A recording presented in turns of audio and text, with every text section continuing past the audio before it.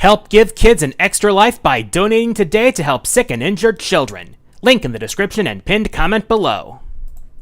It's summer, it's hot, I'm 40 years old, I'm cranky, I drink fruit smoothies for breakfast, and I still think Milwaukee should get an NHL team. Now I've talked about a lot of boss battles over the years. Most of them good, some not. However, there's a certain kind of boss that really gets under my skin. Now when a game is bad, you expect the bosses to be bad as well. It's when a game is good that a bad boss can really make me sour. It really gets to the point of ruining the entire experience, but all the same, it's like finding a small dent in a six-figure supercar. Probably should have gotten the Carfax for that one. Now, I got a lot of suggestions from you guys on my socials, but I was able to find 10 bosses from my personal experience that I really want to rake through the coals. And since it's July, those coals are sure to be hot as hell.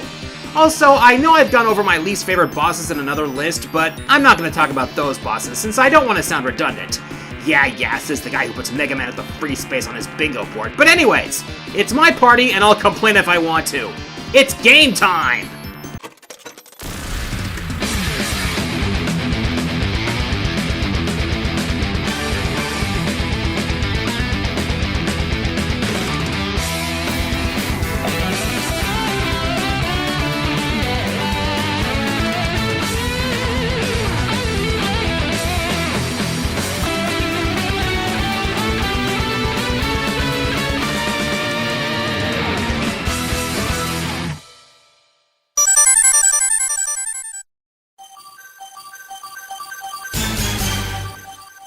One of the big things that vary between Kingdom Hearts games is how well Square Enix treats the Disney properties they represent in each game.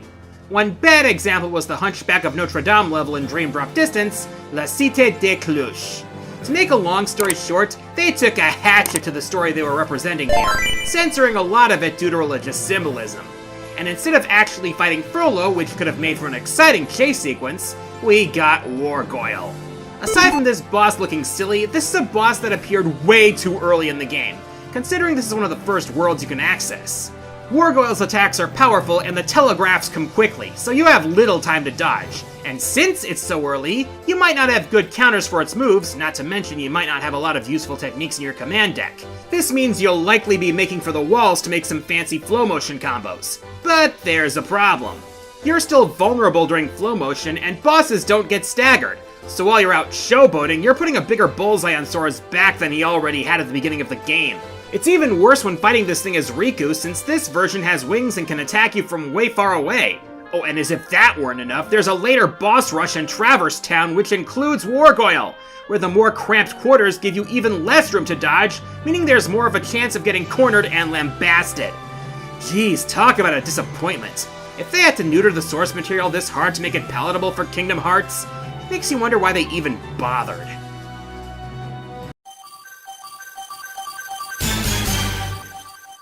After the success of Kirby's Return to Dreamland on the Wii, the series would return to handhelds with Triple Deluxe and Planet Robobot. These two games really took advantage of the 3D space and the 2.5D perspective, allowing for some really cool set pieces. The boss fights in Triple Deluxe especially used the 3D to great effect to make them exciting. Well, almost all of them. And then there's Pyribbit, the exception that proves the rule. Pyribbit is the boss of the game's fifth world, Endless Explosions. Now you may think that this level is inspired by a Michael Bay movie, but no, it's a volcano level. And the amount of time that the pyrotechnic toad spends in the background is enough to make me erupt. The vast majority of Pyribbit's attacks take place from the background, whether it's trying to grab you with his tongue, spitting rocks at you, or bouncing like a pinball between the background and the foreground. The amount of time you actually have to hit him is not very long, and then he's right back into the background trying to snipe your ass again. Not to mention, when he hits half health, he'll summon lava blargs, again from the background, hoping to boil you alive. It gets even worse in the DX version, because not only does he spend even more time in the background, he's got another attack which not only tries to roast you, again from the background, but also covers part of the screen in volcanic soot. And his last attack? A full-blown eruption. And guess where it comes from. Go ahead, just guess. Yeah, that's right, the background! Oh, and by the way, that's not even the worst of it. This boss also appears in Super Kirby Clash, and he's just as much of a background lurker there too. And what makes this worse is that every fight in Super Kirby Clash is on a time limit, making an already irritating fight even worse because you're on the clock trying to beat this coward. And by the way, one of the challenges is to beat him in 40 seconds! Look, I don't care how light you're dressing, a volcano is no place for a fucking camping trip!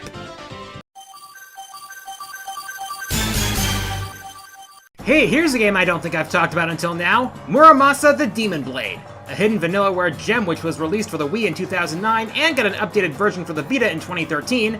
The fact that this brilliant 2D action game is stuck on older hardware is a real shame, though I'm honestly surprised at how reasonable the price of a used copy can be on eBay. Anyways, this game has some exciting tactical hack-and-slash gameplay, absolutely gorgeous presentation, and some gripping stories to boot. Yeah, I said stories as in plural. There's actually two main stories to play through, those being the story of Momohime, a princess who's possessed by the ghost of a criminal, and Kisuke, an amnesiac ninja out for vengeance. While the two stories are related, they take vastly different paths, and that reflects greatly in their final bosses. While Kisuke has a thrilling final battle against Inugami, the same can't be said for Momohime's final battle against Fudomyo-o. Or rather, the statue of Fudomyo-o. You gotta destroy the statue's 6 weak points to win, but first you gotta destroy the barriers protecting those weak points. In order to do that, first you need to attack the two servants, Kongara Doji and Seitaka Doji. All the while, they'll be teleporting all over the place and pelting you with all sorts of attacks like energy balls, lotus lasers, and who knows what else. And those attacks only get worse as the fight goes on. Oh, and while damaging one will drop the barrier over the next weak point, the other will keep attacking you while you climb to it. Which, by the way, those rocks that rain down from the sky will also serve as your footholds as you break the weak points one by one. Yeah, this is a platforming boss fight. Now, while there is some platforming in this game, it's not to the extent where it becomes the main focus. Until now. And those footholds won't hold forever.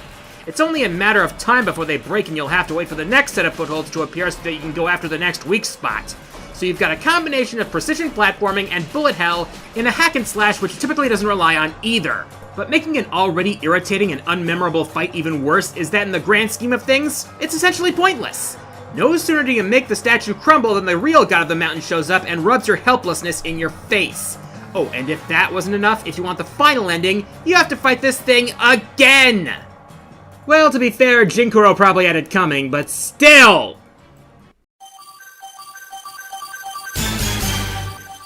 About a year ago, I talked about my least favorite Zelda dungeons, and if you recall, I slapped Great Bay Temple on the list. Wait a minute. That dungeon's from Majora's Mask. This is the box for Skyward Sword. This ain't a part of this system! I threw it on the ground! When I talked about that dungeon, I ranted about how it likes to waste your time with the frequency with which you have to change the water flow, and that one mistake can cause you to waste even more time. However, since I was focusing on the dungeon as a whole, I didn't go into much detail as to fighting the boss of the dungeon, Georg. First off, this guy is just a giant fish in a mask. Not even an interesting fish, like a tropical fish or something. But then you actually fight him. First problem. In order to get him in your line of sight, you need to get close to the edge of the platform, making you a target. And when you do line him up, you'll either need your arrows or your Zora fin cutters, the latter of which don't lock on so well, to stun him. Or you can just dive right in and wrestle with the camera, while being swarmed with Georg's offspring, while praying to Hylia that your magic holds out long enough for you to finish the job with your barrier charge. Meanwhile, in the 3DS version, the bosses went from being open-ended to being reduced to expose the big glowing fuck me eyeball and then wail away. And this made Georg even worse, believe it or not. In the first phase, you gotta wait for him to pop out of the water so you can pelt him with arrows to make the eye appear, and in case you forgot, which the game won't let you, waiting is the last thing you want to have to do. Eventually, Georg will get tired of waiting himself and destroy the center platform, bringing you to him. And remember, the 3DS version nerfed Zora Link's swimming controls, making him slower unless you use magic. So now you have to wait for him to start inhaling and then unhook one of the mines and pray to Hylia again that he'll inhale the mine before he gets sucked up yourself. Meanwhile, you're dealing with the nerfed swimming controls, the goddamn piranhas, the risk of getting swallowed Monstro style, and worst of all, the clock. And you know how easy it is for you to run out of magic in this fight? Look, Georg, I know you want me to be patient. Yeah, patience is a virtue and all that, but in case you forgot, buddy, I'm trying to stop an isekai apocalypse here! What do you want me to do, send Truck-kun after that thing?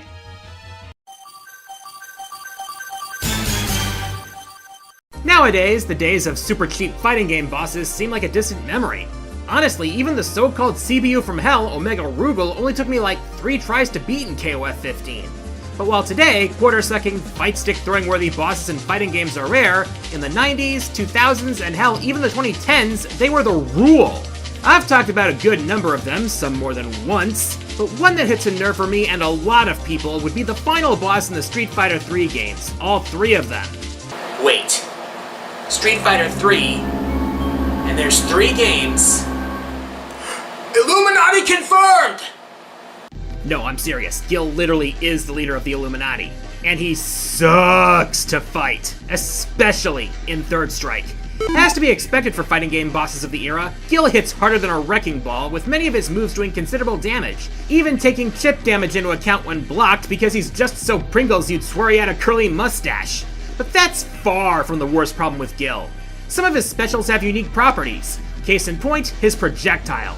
Aside from changing elements between fire and ice depending on which way he's facing, these base projectiles are as powerful as EX projectiles, which means they'll go through your standard projectiles like Pac-Man munching a power pellet. But that's not even the worst of it. Gil is also a straight-up cheater. You see, in Third Strike, just like the other Street Fighter 3 games, each player has 3 super arts, but you only get to pick one to use in any given match. But Gil, ha! He gets to use all 3 of his super arts without having to choose, and all 3 of them are absolutely devastating. The first, Meteor Storm, calls forth a downpour of fire and ice projectiles which do a ton of damage unless you're really good at parrying. The second super art, called Seraphic Wing, has him float to the middle of the screen and unleashes divine light all over the screen, can do a crap ton of damage even when blocked, and worst of all, you can't parry it. Meaning if you can't interrupt it before it goes off, you're getting walloped with Super Saiyan Blue levels of God Ki. But worst of all is that if his super bar is full when his health hits 0, he'll unleash his final super art, Resurrection, which can restore him to full health. Granted, this can be interrupted like Seraphic Wing, but that's easier said than done. So you could be left with the very real possibility of having to take this cheap ass down at least 3 times before you can say you finished him off. And you thought Bison was hard? You'll wish you were fighting Bison after you've done a round with Gil. As long as it's not in Street Fighter V story mode. That was a total letdown. Sonic had a rough transition to 3D. And then the Sonic Adventure games happened, since Sega now had hardware that actually had 3D in mind more so than the Saturn, and especially the Genesis. Seriously, I don't see how people still point to Adventure 1 as a rough transition when it was actually good, and the real transition was much worse. Anyway, with the 3rd Sonic movie coming out this holiday season, fans are looking forward to seeing everyone's favorite furry edgelord who was— Nope, I already borrowed that line from Oscar once, I am not doing it again! Now where was I again? Oh yeah, with the movie seemingly borrowing a lot of points from Adventure 2, we can only hope that the fights are more like the showdowns between the hedgehogs instead of the mech battles between Tails and Eggman. Especially the rematch on the Ark. Eggman has just pulled his most devious ruse yet, with taking Amy hostage, seeing through Sonic's fake Chaos Emerald, tricking Tails into revealing which one was the fake, and shooting Sonic into space. And you'd think this would lead to an epic showdown between Tails and Eggman, but this rematch pisses on my expectations the way Eggman pissed on the moon. First off, there are no rings in the arena, so you won't be able to get off even a low-level special move. But your opponent? He'll be able to use all of his special moves at will, meaning he'll already have a leg up on you.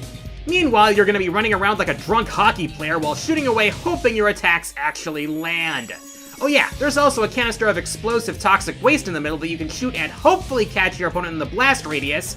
Never mind that you can take the same damage from it. On top of that, your opponent is going to have the upgrades they'd have as if you were playing the stories concurrently. So Eggman will have his armor upgrade, and Tails will have his upgraded laser and bazooka. So it's a choice between having the fight drag out even longer against a more heavily armored opponent, and inviting the possibility of dying even faster to an opponent with even more firepower. Pick your toxic waste. And considering the circumstances behind this fight to begin with, including, Sonic's apparent death in space, having a rematch between the long-running nemesis who thinks victory is all but his, and the sidekick who's out for revenge, boil down to a boring and frustrating battle of attrition really sours the moment. And there's so many things that could have made this fight better, like having rings in the arena, making the opponent have to pick up rings to power up their specials like you have to normally. I mean, if you're gonna make this play out like a battle mode fight, at least make the opponent play by the same goddamn rules. I don't care how many alternative accounts you have.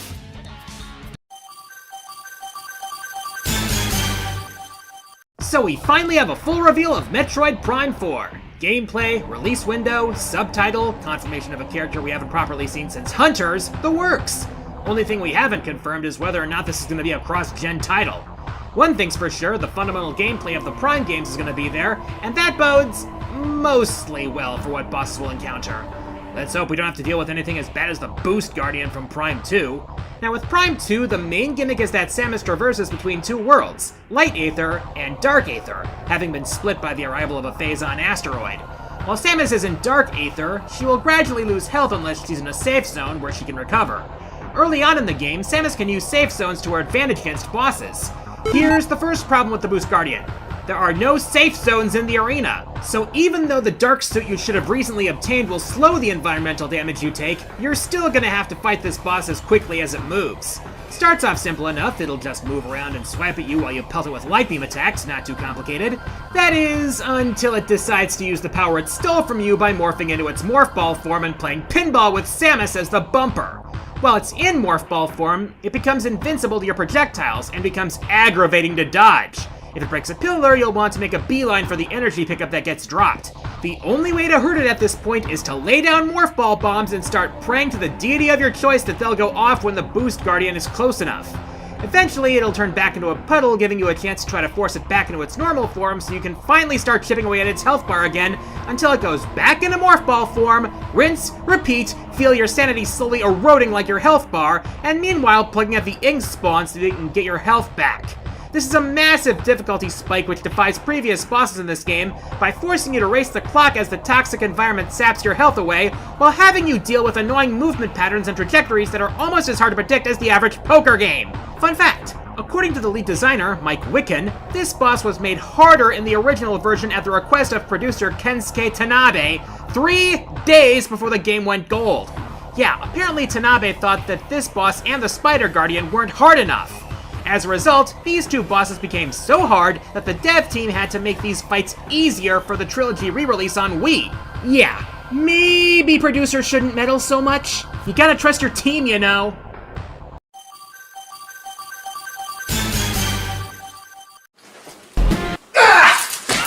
Ow, my gallbladder! Don't worry, my gallbladder got better. The Plesioth, not so much. Look, I've made it clear that I love me some Monster Hunter, but there have been a fair share of monsters that make me just want to hop on the cart myself and say, screw this, leave this one to someone else. There was an older collab I did on the topic, and honestly, some things have probably changed since then. But one thing that will never change is my abject hate for arguably the most hated monster in the entire series, Plesioth. This chicken-legged chicken shit fish face is the textbook definition of how not to make a water boss. It's been a pain in the ass since day one, all the way up to its most recent appearance in Gen's Ultimate, and I can see why we haven't seen it from World onward. My first experience fighting this thing was in 3 Ultimate, where you could actually fight it underwater, and it's a perfect illustration of why Capcom ditched the mechanic in 4. It swims like a rocket while you swim like a slug, can charge you like a credit card, and has a water cannon breath that Metal Gear Ray's designers probably studied. And it gets worse on land, since for one thing, those long-ass chicken legs are so tall that a good number of melee weapons won't reach the main body unless you knock it over. The only other times it brings its main body into blade range are when it slithers at you like a kaiju snake, or when it starts flopping around like a dumbass trying to crush your bones into a fine paste. Oh, and that's actually one of its most forgiving incarnations. In its original appearance in the OG Monhun, you could only find it in a specific desert cave which was cold as ice and lined by water, at least in offline mode. And since the Plesioth spent more time in the water than not, it was out of reach unless you drove it out with a sonic bomb or fished it out with a frog of all things. And at any time, it could just decide to nope back into the water, having you go through the whole mess again. But wait, I'm forgetting something, am I? Yes, I am! Any Monster Hunter veteran knows the one thing that makes Plesioth so infamous. It's that goddamn hip check! It's had this move from the very beginning, and every time it loves to spam the hell out of it. And considering a Plesioth's body mass, that hip check would hurt like a mother even if the hitboxes worked normally. But ask anyone who's played Freedom Unite, and they will tell you that hitboxes do not work normally. This thing has hitboxes that are so broken you could be on the other side of the freak and still get walloped. It's so bad, in fact, that it inspired memes of people getting hip-checked from literal real-world miles away. And instead of Capcom fixing the hip-check, they made a Green Plesioth special move in Stories 2, and that hyperspace tackle hits everyone. But I guess it just makes it all the more cathartic that in 4 Ultimate, its fate becomes being fished up by the cats. Can we keep this monster on the shelf where it belongs and not bring it to Wilds, please?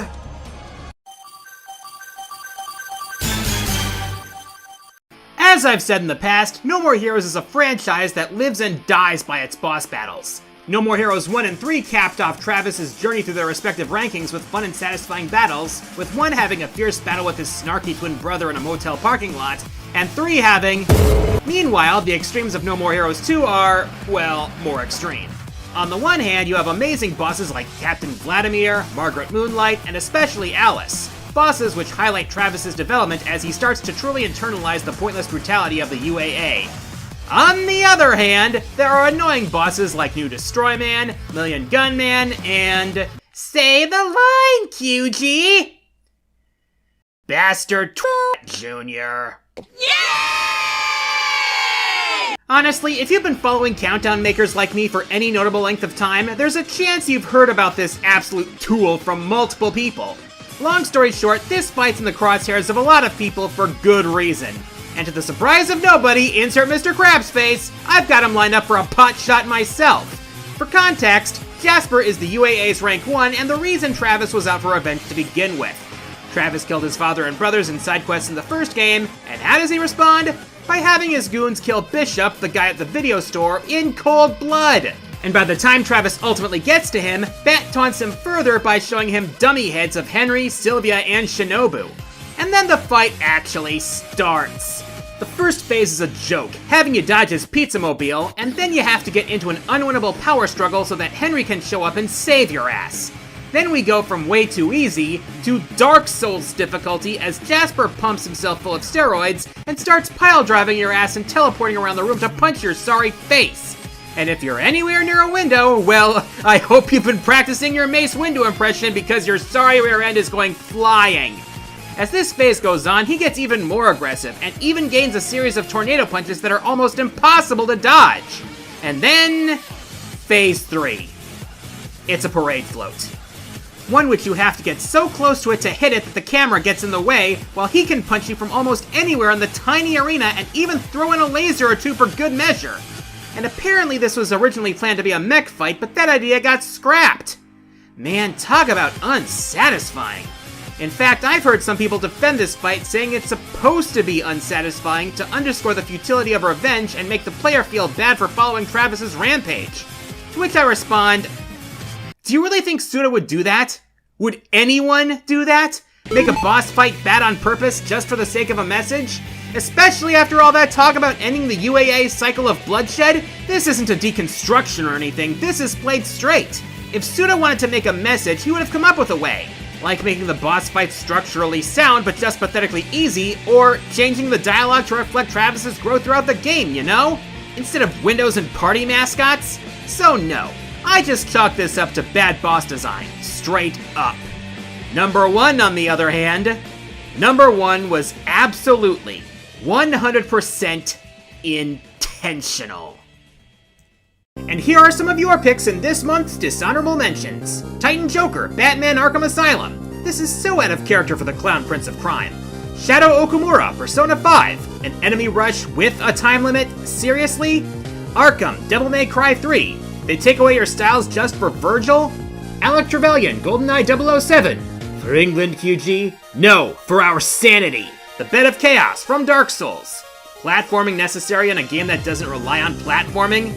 And let's see what the Arcade Nation has to say with this month's patron picks. Giovanni from Pokemon Generation 1, specifically Red and Blue. Due to how wonky the games were back then, it was just a joke. Thankfully his team got moveset upgrades in Gen 3, but at the cost of devolving his Rhydon. Win some, lose some, I guess. Motion Art from Prime 3 is the definition of a bullet sponge. His attacks are very easy to telegraph, but he takes so little damage that you can be stuck in this boss fight for a long time. Piranha playing from Mario Party DS. The amount of button mashing they expect you to do is ridiculous. is the type of button mashing that an AI would be able to pull off. And it's the first boss of the game. The rest of the bosses are nothing compared to this, so they just threw a curveball at the beginning for no good reason. Why?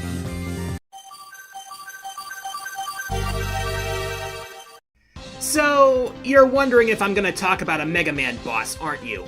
Look, I've played through every Legacy collection thus far on my channel, plus change, and I will not hesitate to concede that there are plenty of bad bosses in each generation of the Blue Bomber Compendium, so I'm at no loss for choice here. I've talked about bad Robot Masters, bad Mavericks, bad Net Navis, and beyond, so some people might think that I'm gonna be stuck repeating myself. But no, not even close. Because there is one boss that I have had a grudge against ever since I was in middle school. Keep in mind, dear viewers, I just turned 40!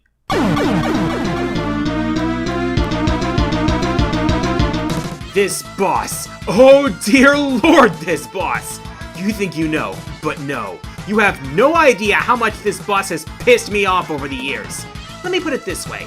If the Plesioth is the bane of my years playing Monster Hunter, and Jasper Bat Jr. is the Riddler of my hack-and-slash experiences, then the Wily Capsule in Mega Man 7? Sweet merciful Palutena, this boss is the Joker of my countless years playing as the Super Fighting Robot. The goddamn Joker! Why so serious? Why so serious, you ask? Okay, smartass, try fighting this boss after the obligatory boss rush and the Wily Machine right before this fight, and then we'll see who's f***ing laughing. Spoiler alert, it wasn't me. Not at all. All of Wily's robots, even the robot he specifically created to be your edgy counterpart, and all of his defenses were not enough to stop you, so now he's done with your bullshit and he is out for your head. Here's the thing. His attack pattern is simple. When Wily appears, he'll shoot out a pattern of 4 elemental shots, which will move towards your location, stop, adjust their trajectory, and repeat before shooting off screen. If you manage to damage him, he'll shoot a large energy ball to the ground where it splits apart and spreads along the floor. The problem? The window you have to dodge those small shots is agonizingly short, and you need to be near perfect in order to avoid damage. And the punishment for not dodging them is torturous. The electrical shots deal a crap ton of damage, the fire shots deal burn damage over time, and the ice shots freeze you and leave you open for more punishment. Oh, but you can use the Thunderbolt to stop the elemental shots and force Wily to only use the floor shot that round. Oh wait, that deals no damage to the capsule. Oh, but it's okay, just use the super adapter and fire that rocket punch at him for that precious little bit of damage it deals to him. Or just use his weakness weapon, which is, wait, it's the Wild Coil? That weapon from Springman, which you have to be precisely placed just to get it to hit him? And that's when he's low enough for a charged coil. Wait, you can make it hit Wily up high? You just have to hold up on the control pad, which the game never tells you? And even then, it does so little damage! For this reason, I never use my E-Tanks or W-Tanks during the boss rush, because I know I'm gonna need them for this godforsaken fight.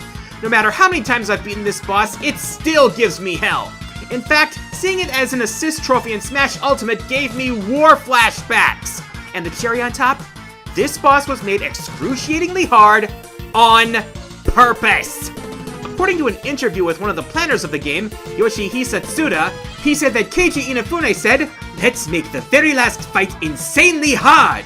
Well, there's hard, there's BS, and then beyond even that, there's this slice of hell. So congratulations, Inafune! If you wanted to make an insanely hard boss fight, You succeeded. And after all that crap, is it any wonder that Mega Man wanted to end Wily right then and there? I don't blame him one bit. If it were me, I'd have popped a cap in his ass on sight. Of course, then Capcom would have had to come up with a new villain to keep the series going, but judging from other generations of Mega Man, I think they're more than capable of it. I'm the Quarter Guy, and until next time, the arcade is closed.